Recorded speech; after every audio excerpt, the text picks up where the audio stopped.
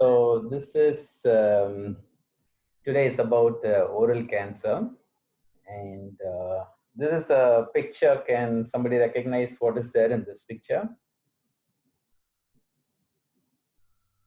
Hello. We have some. Am I audible? Hello. Hello. Yes, audible, sir. Yes, you are audible. Okay. Okay. So somebody has to take a call about what this picture is all about.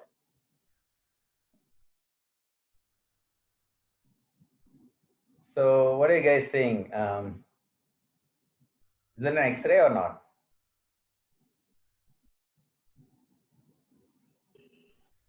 Sir, it is an orthopantomogram showing Very good. a plated mandibular fracture.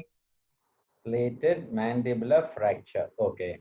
So why do you call it as a mandibular fracture? Sir, I can see the fracture fragments there, fracture segments. Very good. So just look at how the mandible looks on the left side. Can you see the cortex and the height of the mandible on the left side, which has 3 teeth? Do you see that? Hello? Yes, sir. Yeah. Yes, sir. So this is how the normal mandible should look. Okay. On the right side, you can see this segment. What are the parts of this mandible here? So this is the condyle process, and this is the coronoid process. And then you can see the mandible is discontinuous here, isn't it? You guys follow? Yes, sir. So if you looked at the rest of the mandible, it is made up of fragments, like you rightly said, but the bone does not look exactly like the mandible. Don't you agree? Yes, sir. It looks like a different piece of bone. Fibula. That's exactly. So it is fibula. So we have transported the fibula and made it into 3 fragments, and then fitted into this defect of the mandible. So why do you think we got this defect of the mandible? Probably a case of carcinoma after mandibulectomy. Absolutely. So we had cancer in this place, okay? And the cancer was involving the portion of the mandible. And so we had to give 2 centimeters margin all around. And so we resected here at the ramus of the mandible on the right side, and well past the midline on the left side, almost at the premolar tooth level, we have resected. And this entire defect has been bridged with a fibula bone, which was taken from either the left or the right side of the leg. And we have osteotomized that fibula to fit into this curvature. It has to have this curvature. So only if you fragment it, you can fit it to the shape. And then we have plated this. So if you see an X-ray like this, it is very straightforward to say that this guy had a oral cancer, which was involving the mandible, and therefore he had to undergo a resection. And then he has had a reconstruction with a fibula flap. All right. So why do we really need this fibula here? Anyone? Why don't we just leave it alone with the plate, or just without a plate also? Anybody has a guess? To maintain bony continuity. Why do we need bony continuity? For the stability of the remaining mandible. Yeah, we can say the stability, but more importantly, you see here the alignment. Can you see these teeth meeting? Isn't it? So if you looked at these molars on the left side, they're all kind of aligned to each other. And only if this alignment is there, the person can chew. The masticatory function is possible only if there is alignment here. So if you want alignment here, we have to replace the bone with some other bone. The resected the mandible with some other bone. Is that clear? So that is what this X-ray is all about. Hmm? So we are going to see in this next few minutes as to how a person goes from having a cancer to then removing it, then having it reconstructed, and then followed by rehabilitation and getting back to normal activities. All right. So one of the very first thing to understand in oral cancer is the route of spread. Okay. So the routes of spread would depend upon the location where the cancer arises. Let us say this is the tongue. If you start having a cancer here, then it can kind of move in different directions.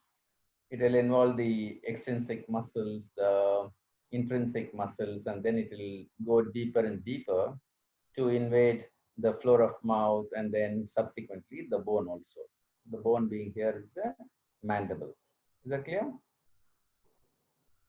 So the local extensions of the tumor is something which is very, very random, and we have to carefully examine to see where the extensions of this tumor are. So the examination of the oral cavity is one of the most important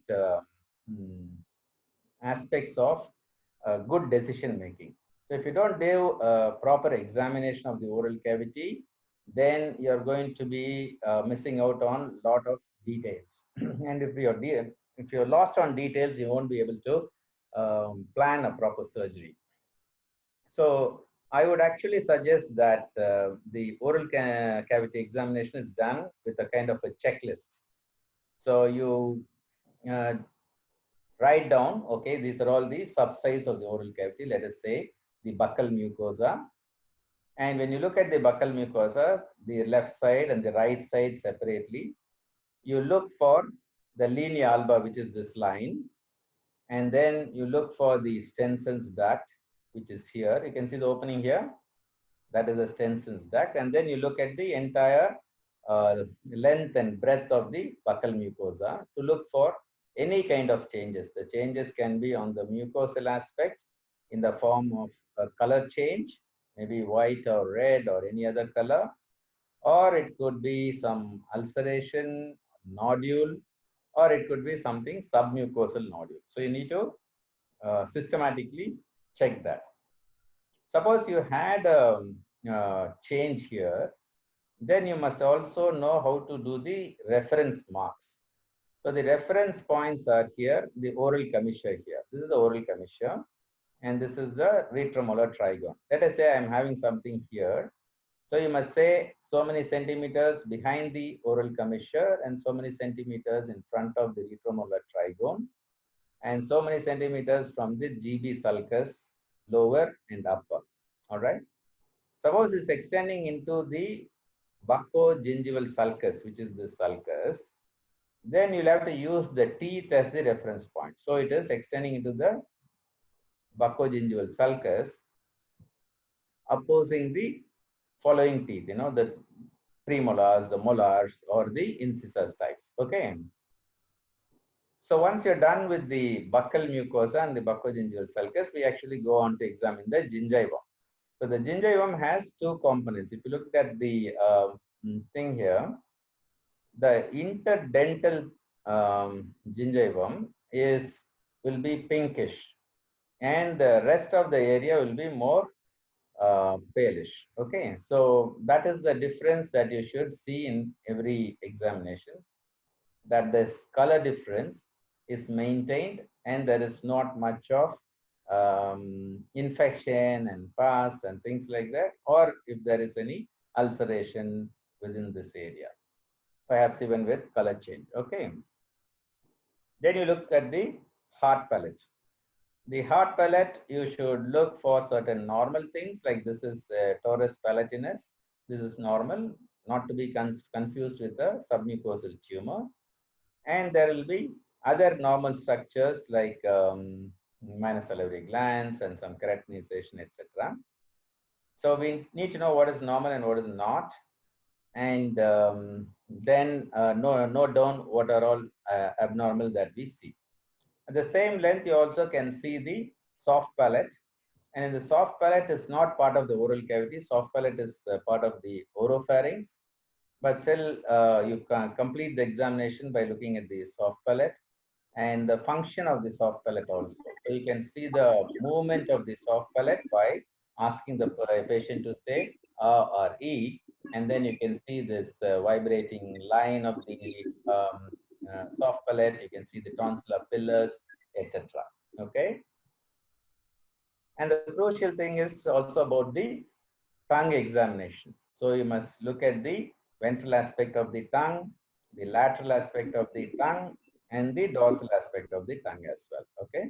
So you may observe certain normal changes like certain varicosities of this lingual veins that you can see in here. Okay. So systematically you will examine the tongue on all sides as well as the movement of the tongue. Okay. In certain instances, you may also want to test the taste sensation of the tongue. Okay. Touch, taste, and temperature. And finally, you ask the person to fold the tongue and you look for the floor of mouth. Can you see the floor of mouth? So this is actually, you can note there is a frenulum here, and then you can see certain raised ridges here, which is formed by the sublingual gland, the submucosal plane. And you should see the opening of the submandibular duct on either side of the frenulum. So in certain cases, when you have infection or a stone or a cancer in this place, this submandibular opening can be blocked. And you can see because of this submandibular opening being blocked, there will be submandibular swelling, which is which is going to mimic as though it is a lymph node in that region. Is that okay? So this is how we systematically examine the oral cavity. Now, once you make a note of all this with the reference points to, either the teeth or the bony fixed points, it is also mandatory that we do certain endoscopic examination to complete. Why we need to do this is the pharynx and the esophagus and bronchus, all that is part of the extension of the same squamous epithelium. And there is something called a field cancerization. Like, whenever a person is a smoker or he is chewing tobacco, the entire juice of this chewing tobacco could actually soil the mucosal lining of the whole lens. And therefore, you would see there would be a lot of changes that can lead to multiple synchronous.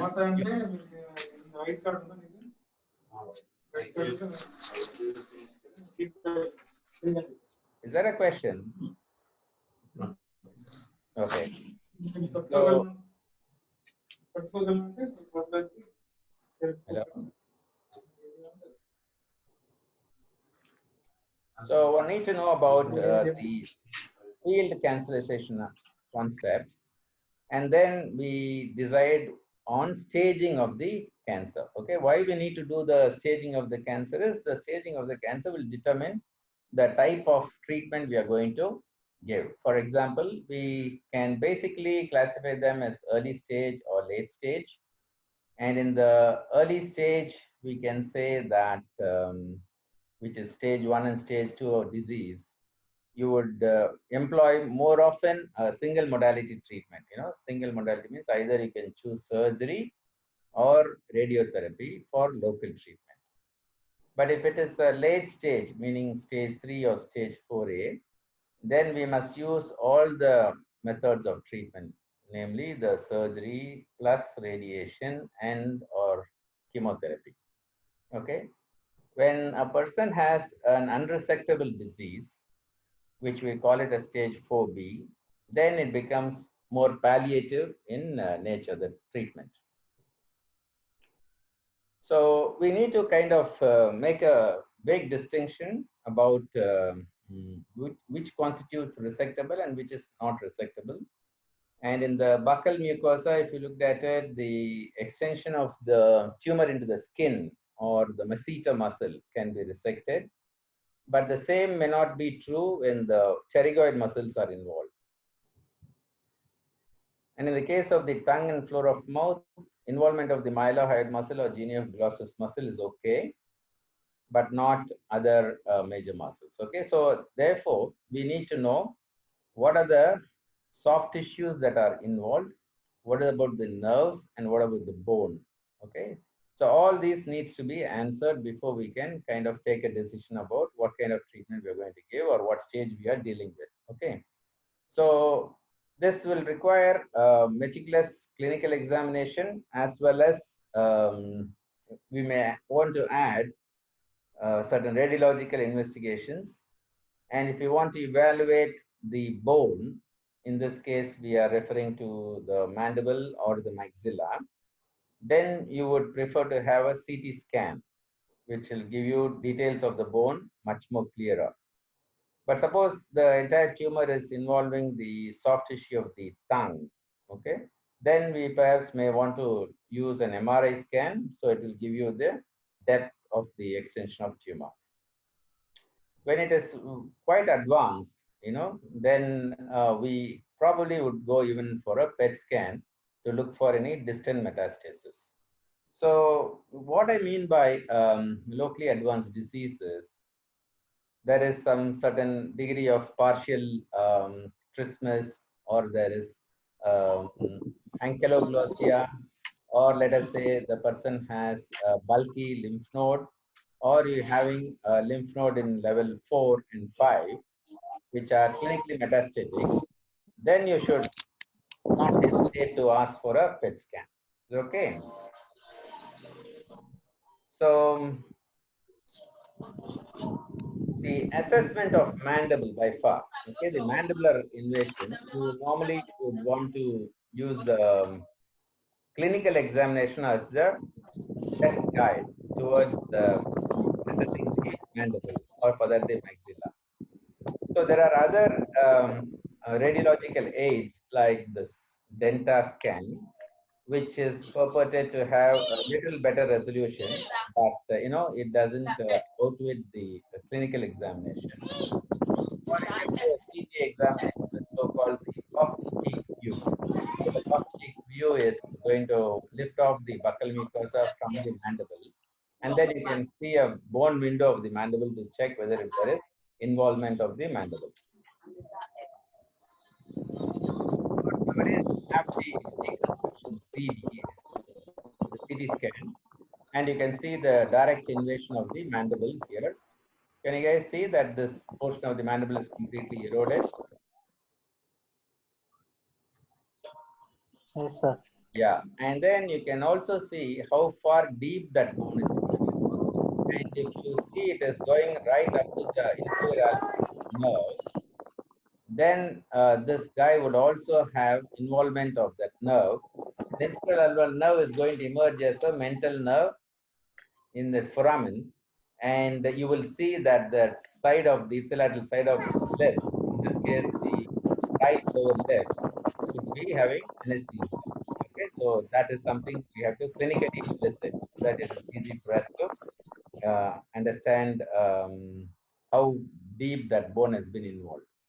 This is an example about how we use MRI to assess the tongue. You can see how deep this tumor has gone because of the MRI. And if the same tumor was involving the floor of mouth and the mandible, here we would also want to do a CT scan to check out on the involvement of the mandible.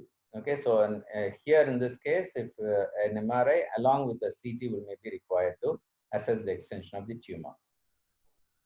So clinically, if you looked at this tumor, you could very well say that this tumor is completely infiltrating the bone, and there is no doubt that you should call this as a T4 lesion. Anybody thinks it is a superficial lesion not involving the bone? It's tough to look at the picture and say, but it is when you look into the real person's mouth and see this kind of proliferative growth, wide and deep, emerging from the gingiva, then you know this is a T4 lesion. Okay. Similarly, you can see this tumor is there in the retromolar trigone, and you should look for the mobility of the teeth. Here, if you go and put your gloved finger and move the tooth, this tooth will actually be shaky. So that would give you the clue that this is a bone-involved tumor, and therefore this is a T4. The other clue is you can also see expansion of the mandibular table, the inner table and the outer table of the mandible could be expanded. So you can always contrast that to the contralateral normal side, and that expansion of the cortical table will give away the clue that there is bone involvement. Okay, so this is how you clinically assess the bone involvement. And finally, one has to do the final clinical staging. And one of the new things is you need to get the sense of depth perception while you palpate. Okay, so nowadays the staging depends also upon how deep the tumor is. So in the case of buccal mucosa, you can always do a bidigital examination, and in the tongue as well, you can palpate the tumor, and you will know that there is tumor which is very superficial versus there are tumors which are very deeply infiltrating, and you must have some estimate whether it would be less than half a centimeter, more than half a centimeter, or even more than 1 centimeter depth of infiltration. So if all this is satisfied, then you can actually stage the tumor more accurately. So the staging now is T1 will be a tumor which is either less than 2 centimeters and less than 5 millimeter depth. Okay. So if the tumor is greater than 2 centimeters or less than 4 centimeter, or with depth between 5 and 10 millimeters, it becomes T2. And T3 tumor would be when the depth of infiltration is greater than 10 millimeter or the size is more than 4 centimeter. Similarly, 4A and 4B would depend upon what kind of external structure that it is involving. 4B would essentially refer to tumor which has invaded areas which are surgically unresectable. So in this case, it will be masticator space or pterygoid plates or the skull base. And in some instances, it can be encasing the internal carotid artery. So all these are surgically unresectable. So we call it as T4B. The lymph nodal staging is again the same, but the extranodal extension is something we need to clinically assess. The extranodal extension in clinical assessment has to be very objective in the sense that you must show there is skin involvement, or you must show there is some nerve involvement to this node, fix it to the node. And just fixity of the node alone cannot make it a disease with extranodal extension. So in the absence of extranodal extension, size criteria alone will determine whether it is N1 or N2. But whenever there is an extranodal extension, it becomes N3. So that is the changed staging system. I guess you guys can catch this up from any of the TNM books that is available. And the group staging still remains the same. The T1, the stage 1 is T1 N0, stage 2 being T2 N0, etc. All right. So anybody wants to take a guess about what this specimen contains?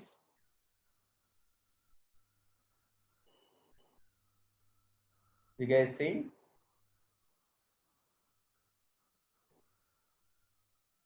Hello? Maybe I'm going to shift tracks here and show you some other pictures. Can I just do that? See. Carcinoma of gingiva. Say that again. It's a gingival lesion. Gingival lesion. So who can describe this lesion? One of you can try and describe this lesion as if you are presenting a case. So can we say this is an ulceroproliferative growth?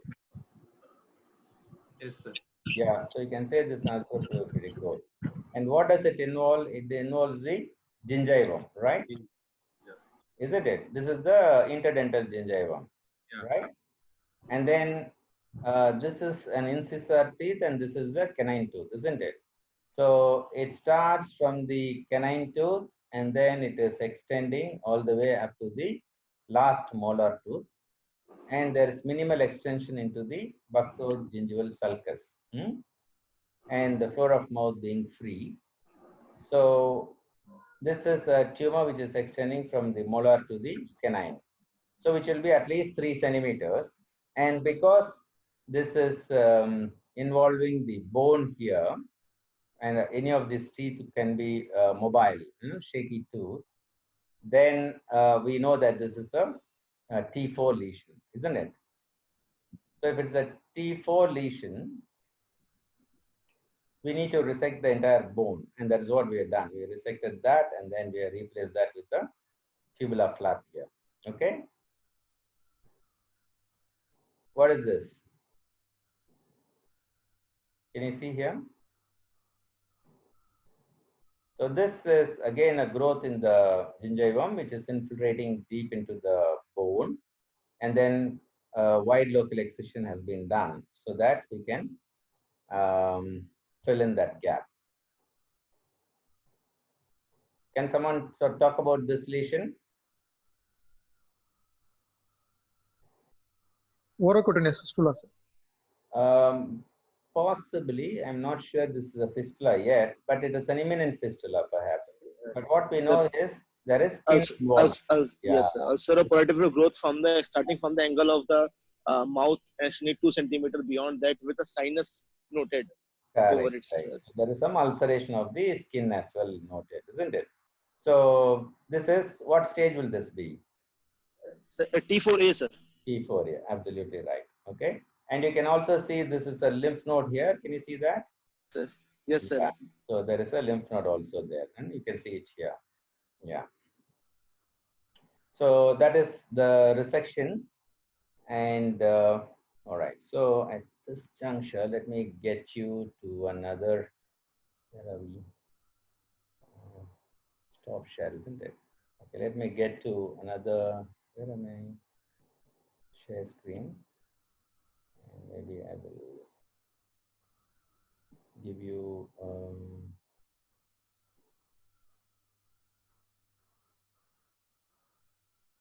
Another screen.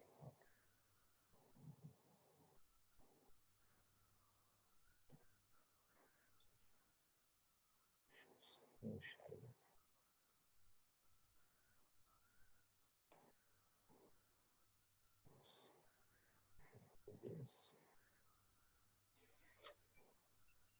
Yeah, we can see the new PowerPoint. Yeah. So can you see this now?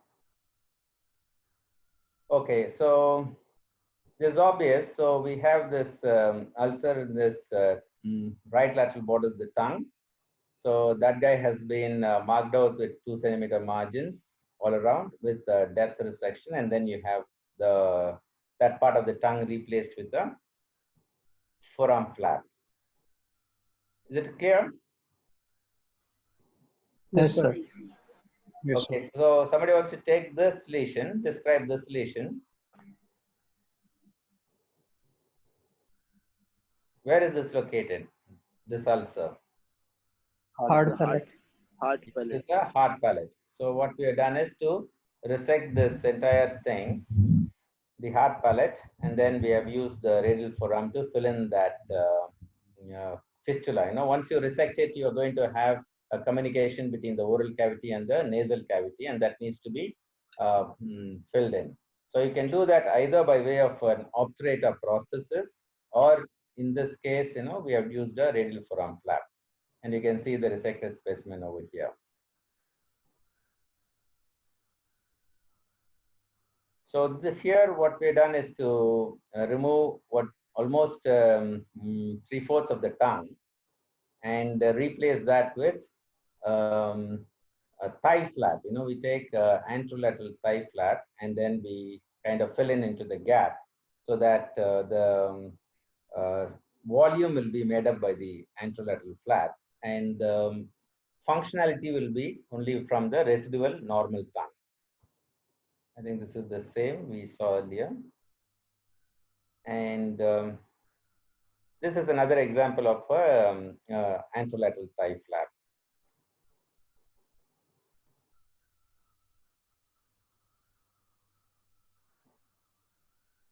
Anybody can have a look at this. So this guy previously had a surgery and then came for a second primary in this site. And what we have done is to remove that cancer with a margin, and this is the margin here all around. And this is the cancer. And once it is removed, we chose a ALT flap and then filled in that defect. What about this?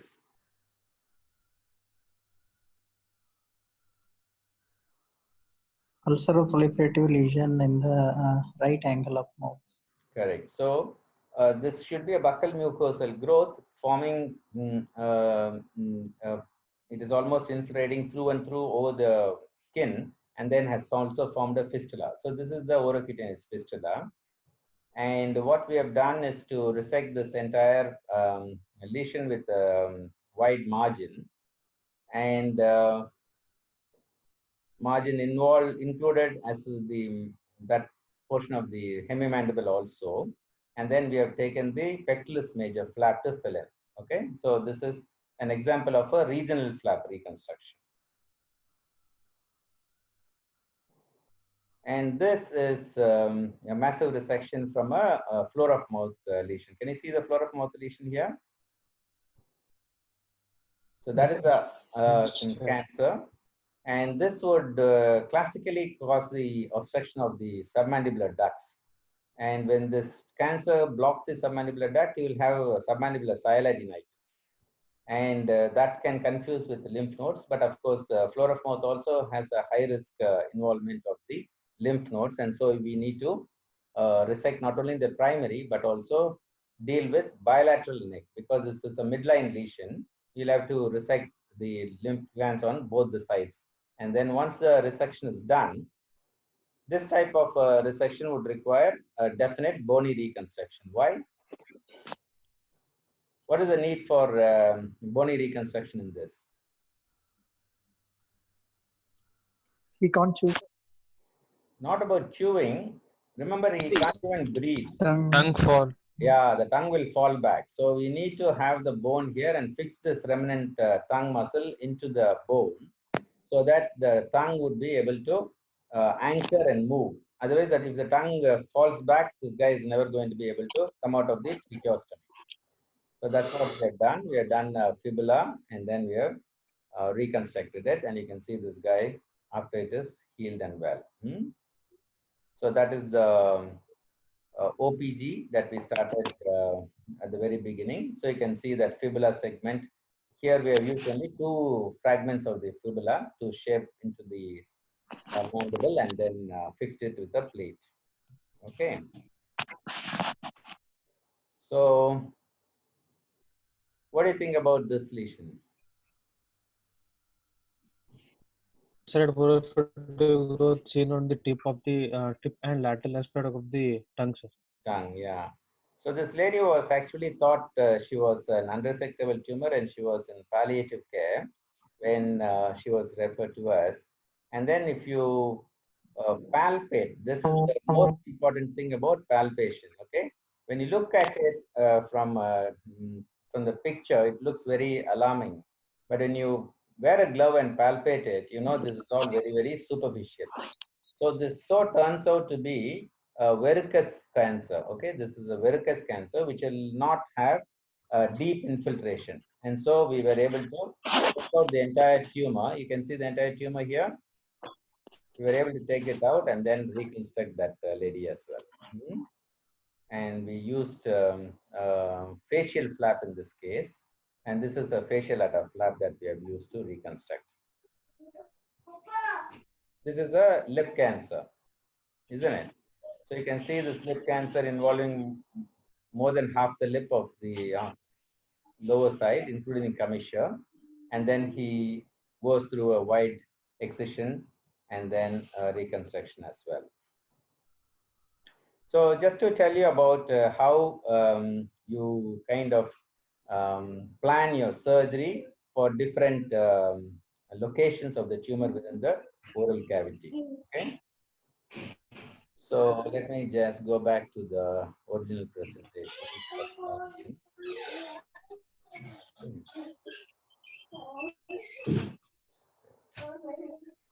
Okay, and then I share screen from.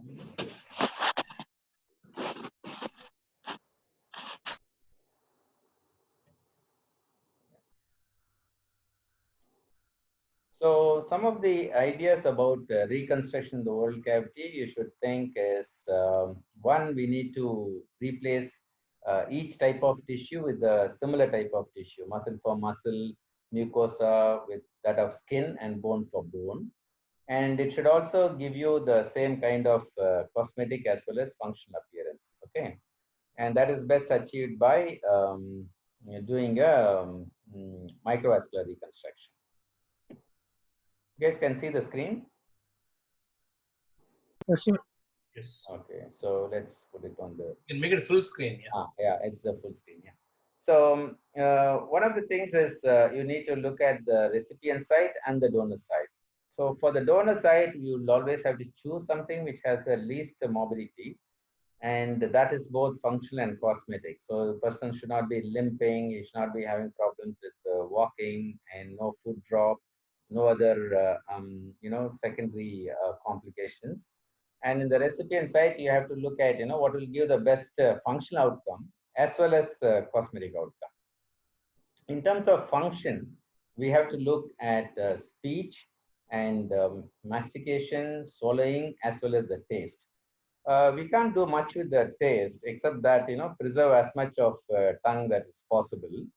In terms of deglutition for swallowing, what needs is we need to have a certain amount of mobile tongue, and we should also have a certain volume so that there will be a good approximation of the tongue with that of the hard palate. Only if there is a good approximation of the hard palate and the tongue mass, then the deglutition function would be possible. And mastication, of course, you need to have alignment of the upper jaw and the lower jaw, and then only you can be able to chew. And of course, you should have that bone strength in order to bear the load. And speech, of course, you require all the articulators. The articulators are, starting from the main articulator is the tongue, but you also should remember we need to have a continent lip. You must have a good vibrant oropharynx and soft palate so that you will have good speech outcome. In terms of cosmesis, you look at symmetry, volume, as well as things. So certain things about reconstruction, the terminologies that you need to know is whenever we provide replacement for the mucosal resection, we call that as a lining. Okay, so all that which happens inside the mouth is called the lining. And externally for losing skin, whatever you replace will be called the cover. So you need to know that there is a lining we need to provide inside the mouth and a cover for the skin outside. And then we need to replace volume as well as replace bone when there is loss of bone.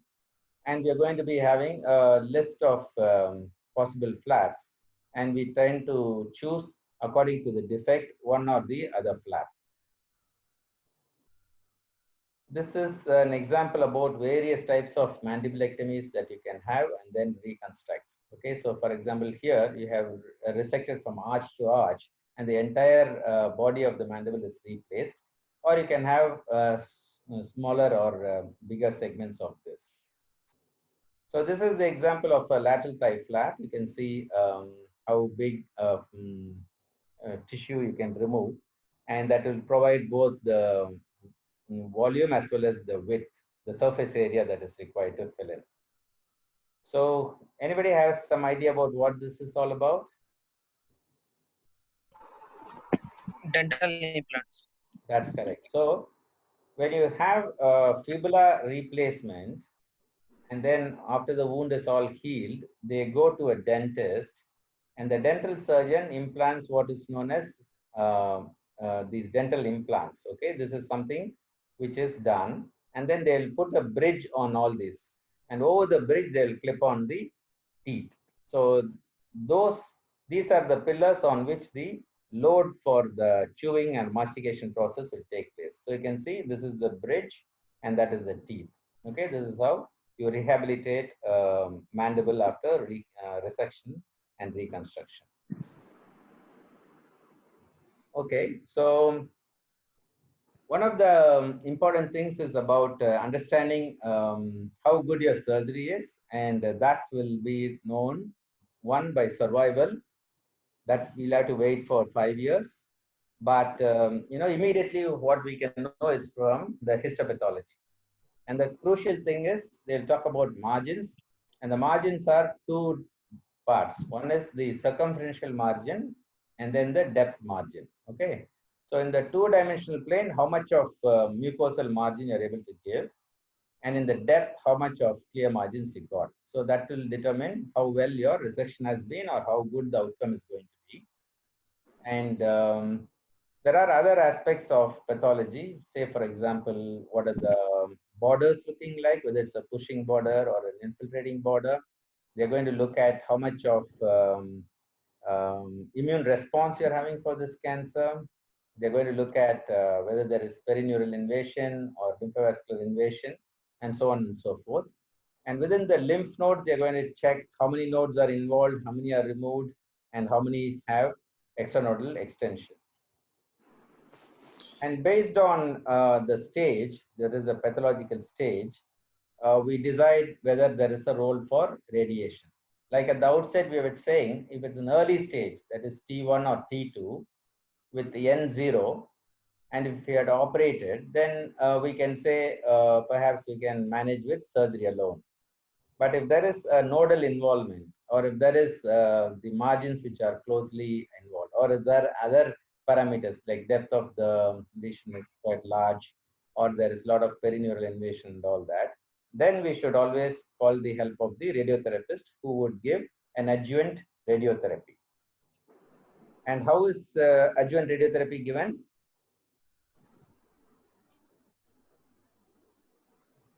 Anyone? Hello?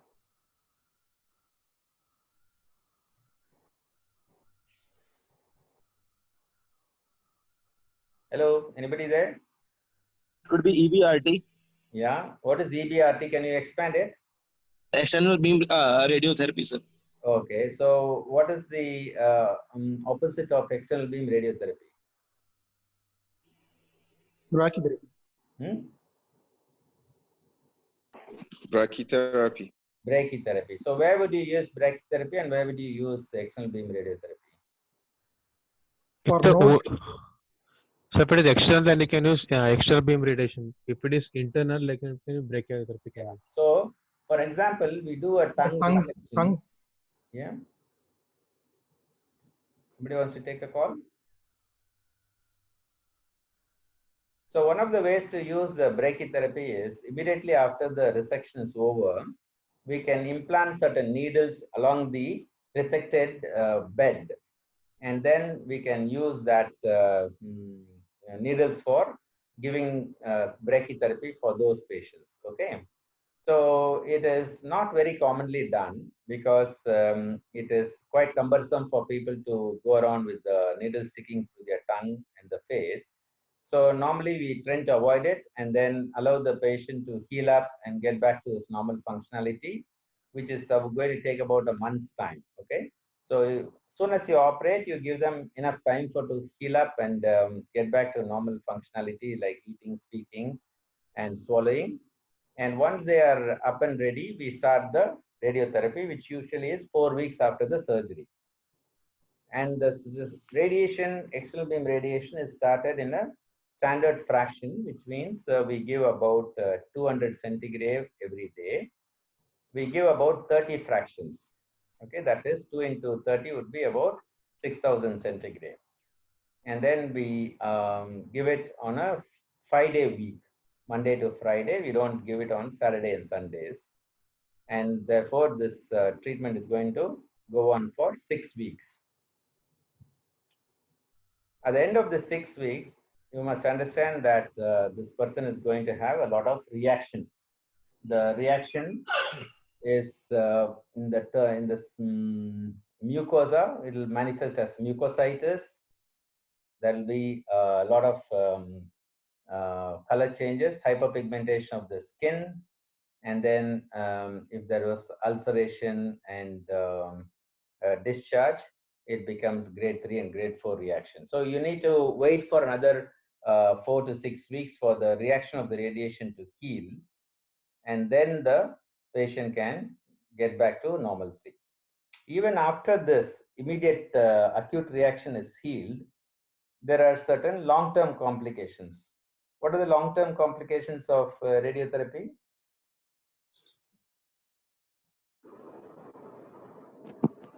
Fibrosis, sir. Fibrosis is a good answer, but what is even more troublesome? Xerostomia. Xerostomia, that's very good. So almost all these patients will have xerostomia, which is dry mouth, and that's because the radiation is very sensitive on the salivary glands. So however much they try to protect the salivary gland using modern technology of radiotherapy, still there will be dryness of the mouth. And one of the important aspects of rehabilitation is after 8 weeks after the radiation, you must encourage the patients to try and use all salivary stimulation methods. That is, try and encourage them to chew on a bubble gum, or kind of chew on certain sour sweets or something like lime and all the whatever is very sour, which will cause you to salivate a lot. The person must be encouraged to do that, because it all depends on the stem cells in the salivary gland, and that is going to be viable only for a brief 6 months to a year. And if they don't resume back that functionality, they will be lost forever. So xerostomia is one long-term complication, which is right. What is the other long-term complication?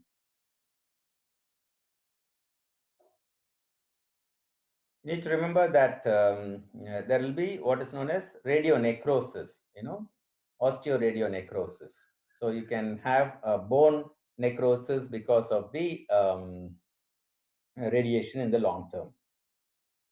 Sometimes you have a role for medical oncologist, in the sense that they will come in whenever you consider that cancer is not resectable. In an inoperable cancer, they may use chemotherapy as a palliative effort. But nowadays, they also tend to use chemotherapy in cases where we think is high risk, and that is where there is extranodal extension or there is positive margins. Okay, and that is two instances when we will give adjuvant chemotherapy. So to summarize, in stage 1 and stage 2 oral cavity, we would always prefer surgery as the first line of treatment. And that is because we have less morbidity with surgery, and it is in a short time, 10 days, 2 weeks, the wound is healed and they're back to normal. And because of surgery, you can have an accurate pathological staging, and you can use that parameters to choose whether if somebody needs an adjuvant treatment at all. Okay, so all these are possible. We can also preserve function by doing more conservative surgery. Suppose the bone is not directly involved, we can do what is known as marginal mandibulectomy, and then preserve the rest of the mandible and cover it up. And this is an example about how you can do a marginal mandibulectomy. And in this case, I think while doing the marginal mandibulectomy, there was a fracture in the mandible, and that's why this plate is there. And then we line it up with a flap. And in this case, it is a radial forearm flap that is coming in.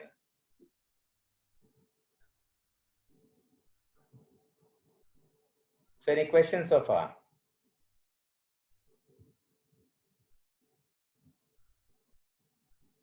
Anybody?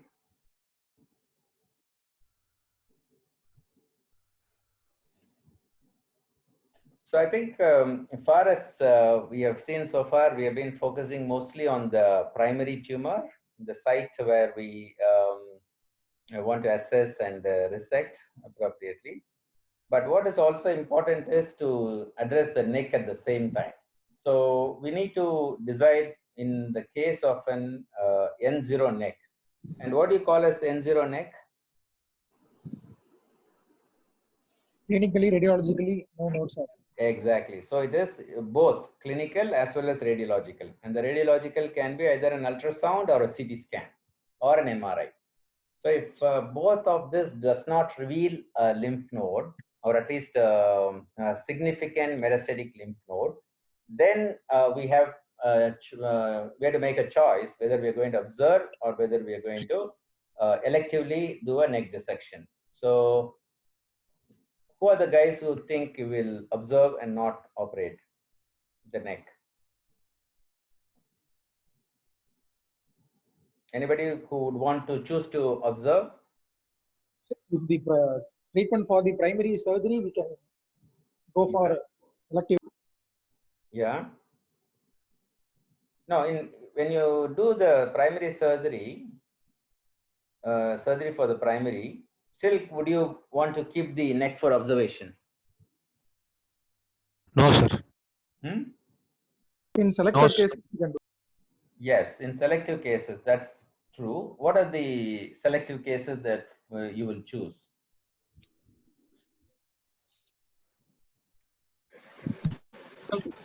Buccal cavity.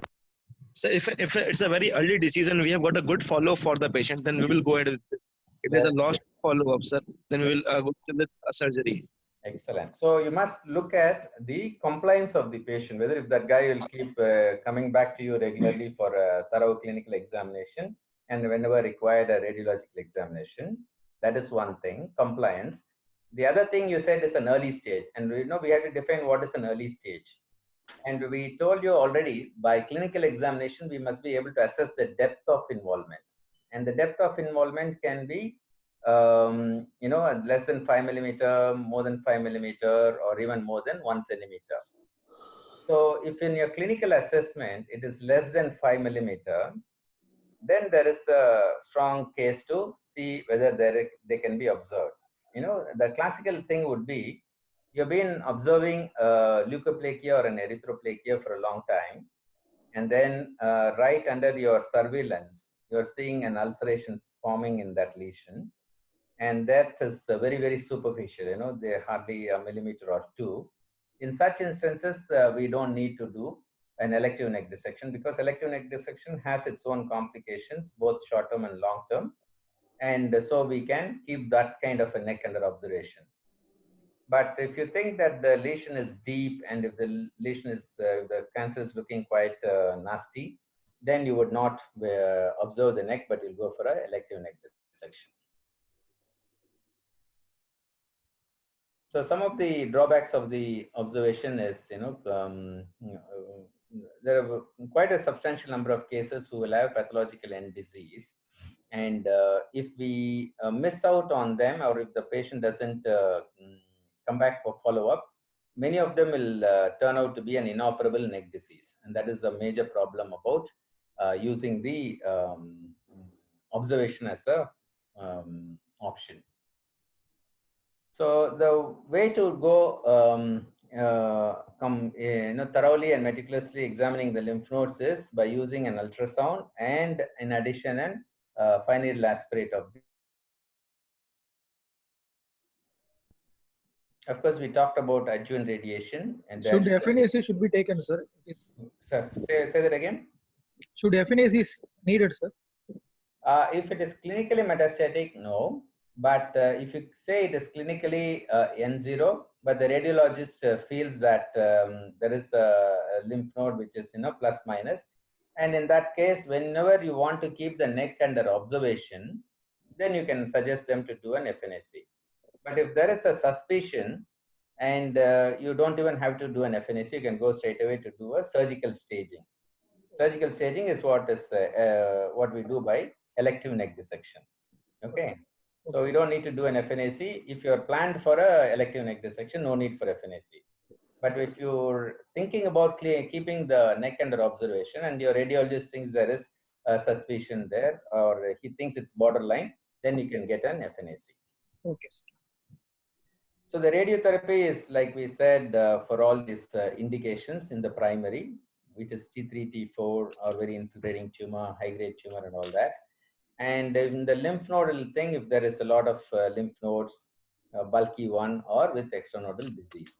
Okay, so that is the, and we add in the adjuvant setting, along with radiotherapy, chemotherapy also for these two indications. That is when you have a positive margin and when there is extranodal disease in the pathological staging.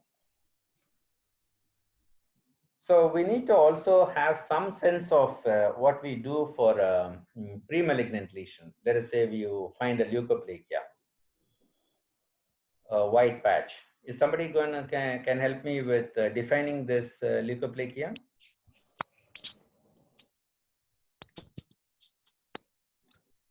So it is a white patch which cannot be rubbed off and cannot be diagnosed either clinically or histologically as any other disease. Not histologically, but clinically. So it is a white patch or plaque which cannot be clinically or otherwise diagnosed. Okay, which means clinically you can make out a patch to be a fungal infection, then that is not a leukoplakia. Clinically, you are able to make out a lesion as lupus, then that is not leukoplakia. Okay, so you're not able to make out that it is a lichen planus.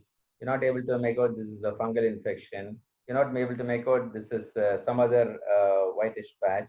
So then, when it is non-diagnosable, then you can put them together into a group called the leukoplakia. Now, when you have a leukoplakia, is it to be treated or you want to observe it?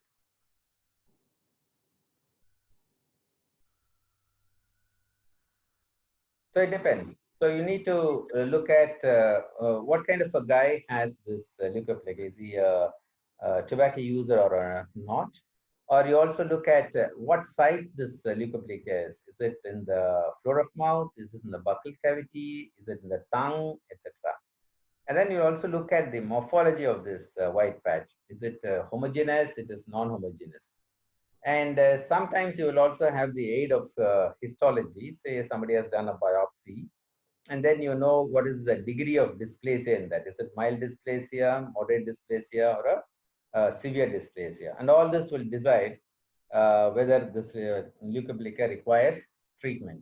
And you will have to remove leukoplakia when there is a very high risk of malignant transformation. Okay, so in such way, like a high risk subsite would be the tongue and the floor of mouth.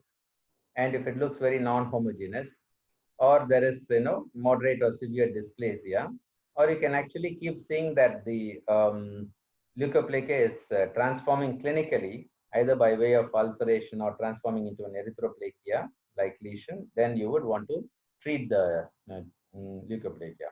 Or else you tend to manage the leukoplakia conservatively.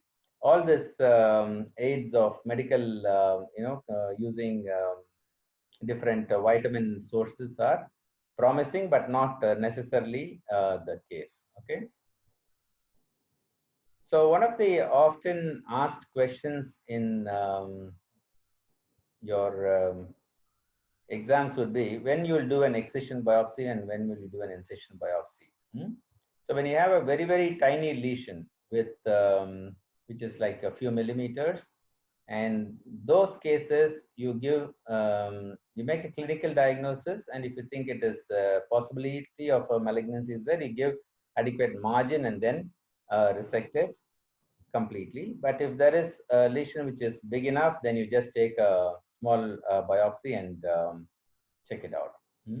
And there are many methods of doing this biopsy, and the aids that we use for biopsy is what is known as a well scope. Here we use the auto fluorescence in the tissue, and normal tissues will have this kind of fluorescence.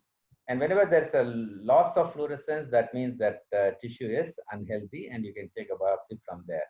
or you could do a brush biopsy of this kind. You can use some of this brush. These are all aids from which we can take biopsy from. What kind of a biopsy will you do for this lesion?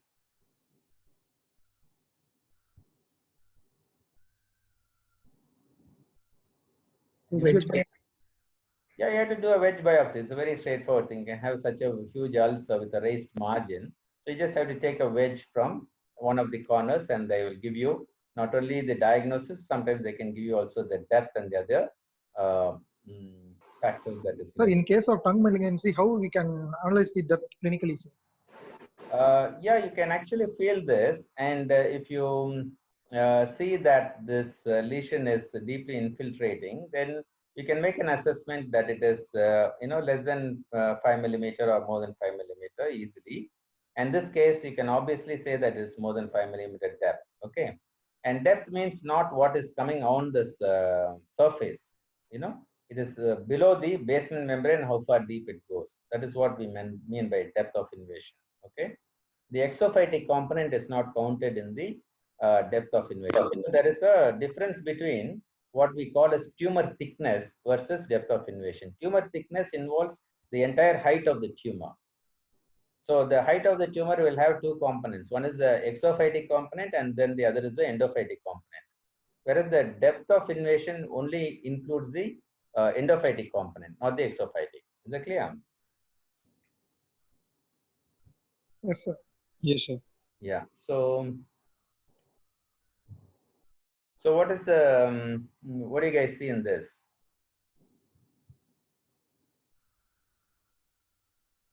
So this is a radial forum flap, and what you're seeing is actually some dusky discoloration of the flap here, isn't it? And you can see somebody is trying to scratch and check whether there is perfusion or not. So this is a complication of the radial forum flap, which is there is some apparently a venous obstruction, and so this patient is losing the flap. Anybody wants to take a look at this? OPG?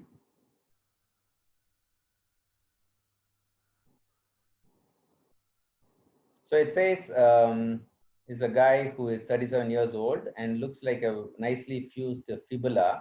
And you can see here, it is all kind of necrosed and then separating. Lytic, sir. Yeah, it's lytic. Yeah. So what do you think this is? What is happening here? Osteoradiotherapy, necrosis or osteomyelitis. This is osteoradionecrosis. And you can see in the same guy, after 1 year, this fragment is coming out. You can see this fragment, which was necrosed here, is now finding its own way out. And then you can see the defect there. Do you see that? That fragment has come out through the skin and it has left behind a defect in there. So some of the things in rehabilitation that you may want to know is about swallowing rehabilitation. And in swallowing, you must try and understand there are certain compensatory mechanisms. Okay, so if a person is not able to swallow, it may be because he's not having sensation on that flap where we have reconstructed. So you may have to advise him to do a head tilt maneuver. Ask him to use the head tilted to the normal side so that the food will go along the sensate mucosa. Sometimes you can ask the patient to do a chin down or chin up maneuver, and such compensatory mechanisms can be used for swallowing rehabilitation.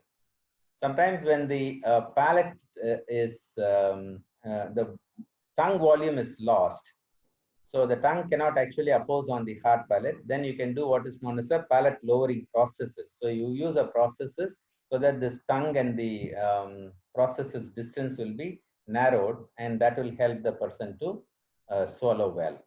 In this case of fistulas, you can then always use a prosthesis, and certain specialized processes like this of the speech bulb can be used to replace the soft palate. Here, the soft palate and the uvula are missing, and you can use what is known as a speech bulb in the processes to help rehabilitate these patients. This is a controversial area, the neoadjuvant chemotherapy. We should not be talking about it. And yeah, generally we should know what is unresectable, and the unresectability is always based on whether the carotid is encased or whether the skull base is involved. Yep. So, are there any questions so far? If not, I can kind of show you. Do we have time still, or? Yeah. Carry on. Mani. Okay. So, anybody has any questions so far? We can start there, and then I can show you some other pictures related to the oral cancer. Sir, what about temporal fossa involvement, sir? We can resect, sir? Which one? Say that again. Infratemporal fossa, supratemporal fossa involvement. I didn't get the question. Can you repeat, please?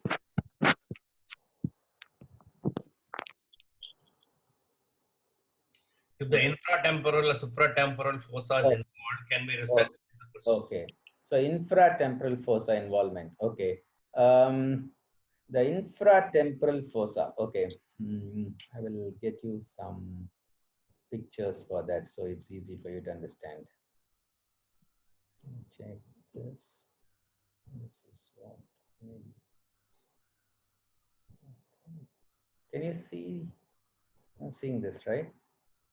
Screen sharing has stopped as the shared window is closed. Okay, share screen. And let me show you this.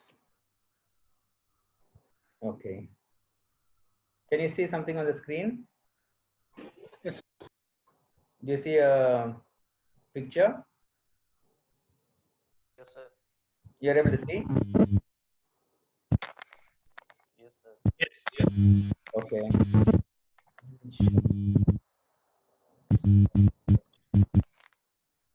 Oh, no. Sorry, I think I messed it up.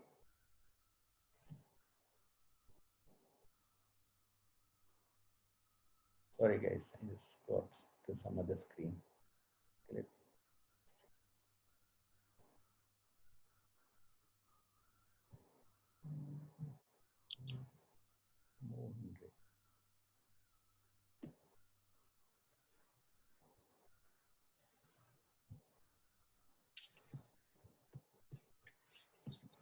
some more, is it?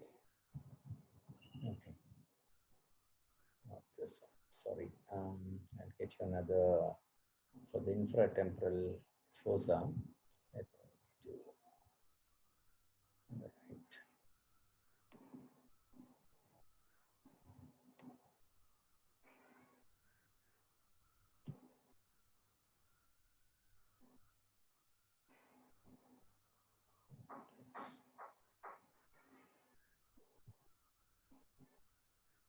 Okay, so just to answer your question about infratemporal fossa, the infratemporal fossa is nothing but the space which is bordered by the temporal bone. Okay, and the temporal bone is we are talking about is the squamous temporal bone and the zygomatic temporal bone, wherein you will have all the attachments of the masticator muscles. The masticator muscles here we are talking about is what is that picture? About the pterygoids, the medial and the lateral pterygoid. So what they tend to do is they divide this infratemporal fossa into suprahyoid and then supranotch and infranotch regions. That is, the notch is the coronoid process, condylar process. That notch is there, no? So whatever muscles that are involved below that notch is considered as resectable, which is essentially medial pterygoid muscle.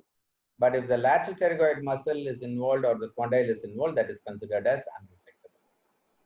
Did that answer your question? Yes, sir. Thank you.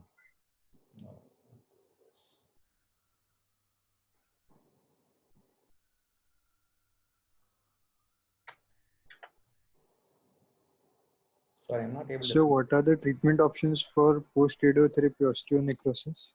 Okay, so osteoradionecrosis we treat like any other malignancy. You tend to remove that portion which is necrotic, and then you need to do a fresh reconstruction of that entire resected mass. Okay, if it involves only soft tissue, replace with the soft tissue. If it involves the bone, you replace the bone also. Okay, thank you. Sir, just a question, sir. Is Yeah. any role of the pre-operative radiotherapy or chemotherapy, sir, in cases of oral carcinoma, sir? Pre-operative. Yeah, pre-operative. Good question. So what happens is there are certain locally advanced cancers, let us say from the tongue, and you're not sure whether there is ankylosing or not. There is some partial movement and partial fixity. So in that case, it is very difficult to decide whether this is a curative case or not. So when you have this borderline situation, we tend to use chemoradiation as a primary modality of treatment, which means we are trying to preserve the function as well as treat the cancer. And then we'll take a reassessment after the completion of the chemoradiation and assess for the response. All right. So the chemoradiation will go for about 6-7 weeks. We give it another 8 weeks for the reaction to settle down, and you reassess that tongue mass. The tongue mass would have completely gone. And then you wait for another 4 weeks and do a PET scan to see whether there is a complete response on the PET scan also. And then decide to keep the patient under observation or take them up for surgery. Okay, so we had a recent example of a young girl who was studying in her second year of college. She came with surprisingly T4 tongue lesion. And if you resected the tumor, you would actually resect the entire tongue and the entire tongue with the larynx. And that would give rise to a very debilitating functional result. Yes, so sir. we used the chemoradiation as a preferred choice, and she completed a treatment in sometime in November, and we did a PET scan sometime in February. Everything was clean, and last week she came back for a review, and she had disease all over her lungs and bones. So this is one case where you can say that you use the chemoradiation before surgery. That is, you first try with chemoradiation. If there was a residual cancer, then you'll go and operate later. So that is the only indication for neoadjuvant chemoradiation. That is chemoradiation before surgery in the oral cavity. Now, this is different in other head and neck cancers. For example, if you look at cancers in the larynx or in the pharynx, there you would definitely choose chemoradiation as the primary modality of treatment. That is, these guys tend to, we need to preserve the speech function and preserve the larynx, and so we will use chemoradiation as the primary modality. But in oral cancer, only in the places where it is borderline resectability is an issue.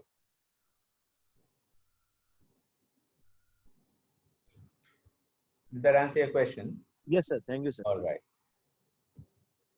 I don't know where the other things have gone to show you. Let me see if still I can figure out. Any other questions in the meantime? So how to manage malignant orocutaneous fistula? Malignant orocutaneous fistula. We need to, can I just show this 1 second? We will have a little bit of a video on the neck dissection. Yeah, orocutaneous fistula is like malignant orocutaneous fistula. You tend to use it, treat it like, what are you seeing in the,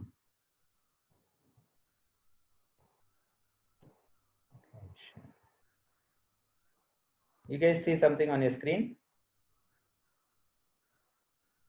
Hello? Yes, sir. Okay, and do you see a video? Yeah, sir. It's playing. Okay, so this is about, I think, elective neck dissection. Yeah, the question is about malignant orocutaneous fistula, isn't it?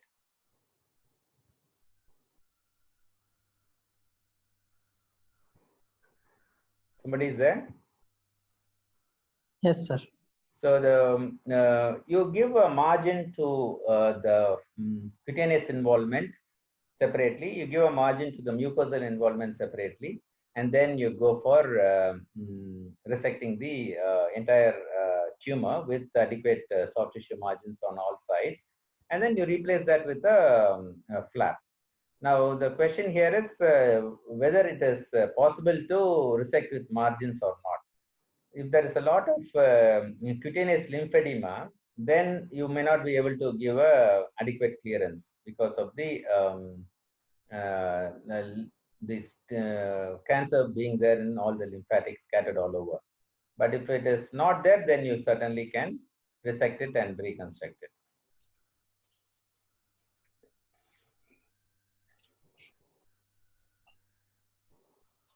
So this is neck dissection that we are seeing, isn't it? Yeah. Can you see a nerve there? Anybody? Yes, sir. So what nerve is that?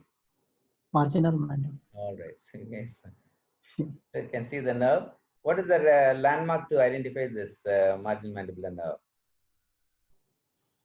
Oh, That is the facial vessels, the anterior facial vessels. Okay, that is the artery and the vein, and you can see that is, the marginal mandibular nerve will be perpendicular to that vessel. So you identify the nerve, push it above, and then you skeletonize the vessel, and then you divide it and ligate it. Okay, that's how you do that preservation of the marginal mandibular nerve. Once the nerve is preserved, then you can keep pushing your way forward to go towards the lateral side, which will be the tail of the parotid. So here you can go and resect the tail of the parotid. What are we doing here? Yeah. Here, this is the level 1A dissection. You tend to divide the anterior jugular vein, and then between the anterior bellies of the digastric muscle, you're going to be removing the fibrofatty tissue with the lymphatics. So you can actually see the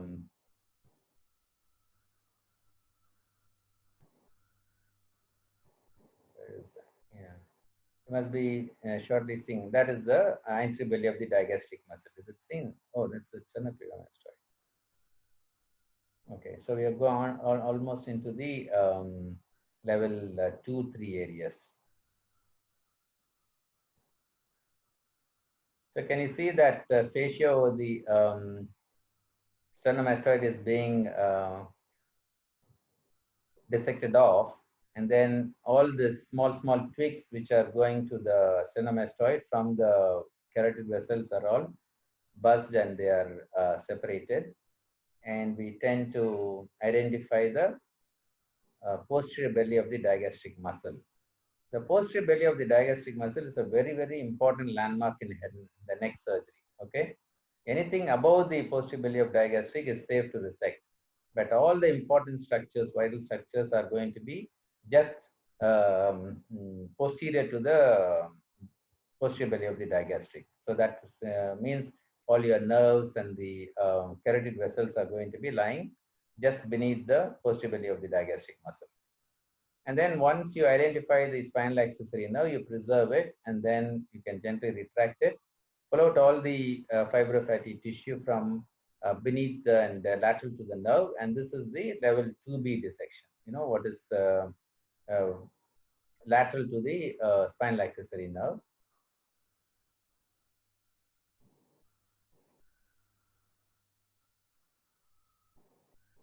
What is that?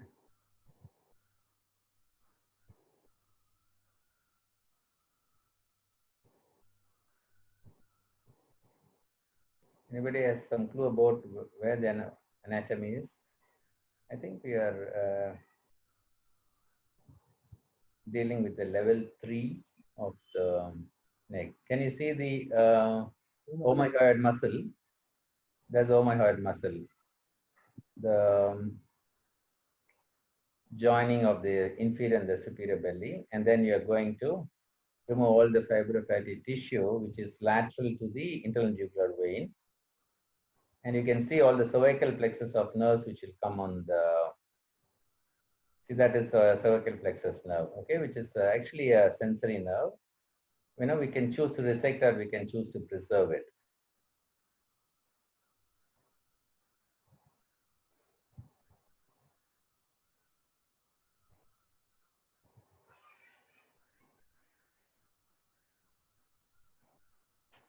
Yeah. So that's the fascia which is surrounding the internal jugular vein. Laterally, we tend to release it, and then we are going to skeletonize the entire internal jugular vein. You guys see?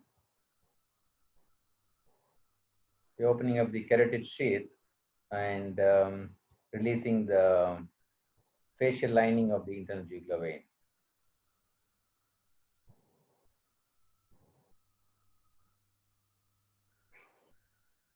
Clear so far? Yes, sir. So this entire fascia will come out. You can see the vagus nerve is just beneath it, and then the common carotid artery is beneath it, isn't it?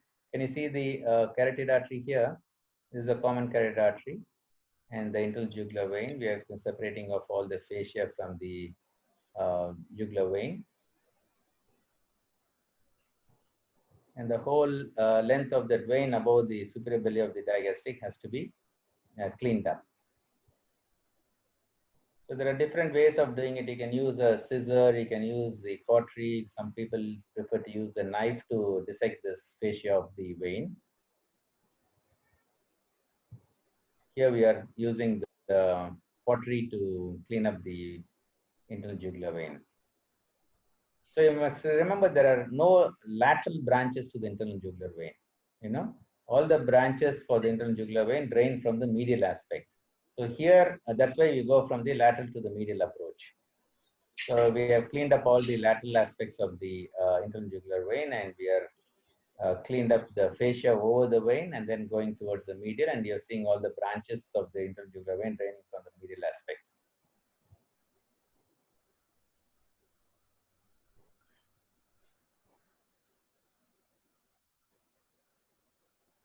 So this is an example about using elective neck dissection. And in an elective neck dissection, however, you clinically feel there are no nodes, and radiologically in a CT scan or MRI feel no nodes. Still intraoperatively, you will see quite a few nodes. It does not mean they are significant, but those nodes are the ones which the pathologists are going to dissect out and then study it under the microscope to tell us whether if it is involved by cancer or not. So you can see the anterior bellies of the digastric, that is a level 1A between the two anterior bellies.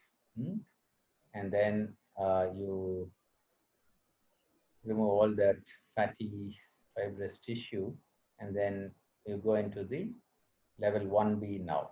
Okay, so you have to remove all this tissue over the mylohyoid muscle. This will be the mylohyoid region. We'll see the mylohyoid muscle, which will come into view shortly. Yeah, so that's the mylohyoid muscle. And then you delineate the lateral border of the mylohyoid muscle and then retract this. So this is the lateral border of the mylohyoid muscle, okay? If you retract it, you will get the deep lobe of the submandibular gland. There you got the retraction. So you have the deep lobe now exposed, and then you preserve the lingual nerve and the hypoglossal nerve, which will be traversing in this area. And then you remove the specimen finally by dividing the facial artery. Okay, so the facial artery will be the last one we are going to be dividing in this case, I think. So that's the 1B dissected, and you can see the hypoglossal nerve going there. First we preserve the lingual nerve and now the hypoglossal nerve. And then along the posterior belly of digastric, you would be seeing the, this is a facial artery.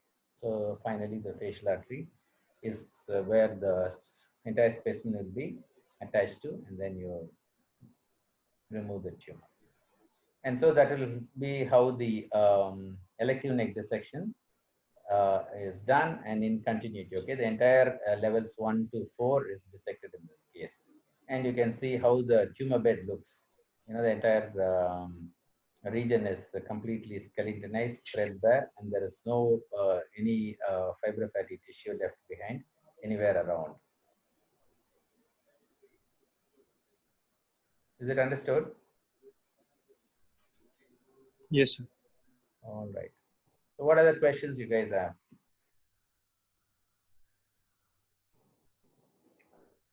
Sir, what is the normal mouth opening? Normal mouth opening should be at least 30 millimeters. So which means, you know, you should be able to put 3 fingers vertically, if not at least 2.5 fingers. So that is normal mouth opening. Anything which is less than that, we should start worrying about. Thank you, sir. And sir, how to examine an oral cavity with trismus, sir? With trismus, it's difficult. It's a good question. So we must use a lot of help with tongue depressor, and you know, you must have an assistant to lift the lip and shine the torch and have a look all around. But still, it can be quite difficult with trismus, especially if it is severe trismus. So in that case, we should not hesitate to sometimes examine them under anesthesia. And in certain instances, if you are thinking that the trismus is due to submucous fibrosis, then you may want to even remove a teeth to let your finger inside and palpate any potentially or suspected malignant lesion inside the mouth. So that is how you examine in a setting of trismus. Okay, thank you, sir. Right, guys. So I think we should call it a day. There are not many questions. Thanks. Thank you, Mani, We should go for the weekend now. wonderful class, and you're taking much pains. Spend time. Thank you. We'll see you again next week. Yes, yes. Thanks. Okay, bye. Thank you, sir. Thank you, sir. Thank you, guys.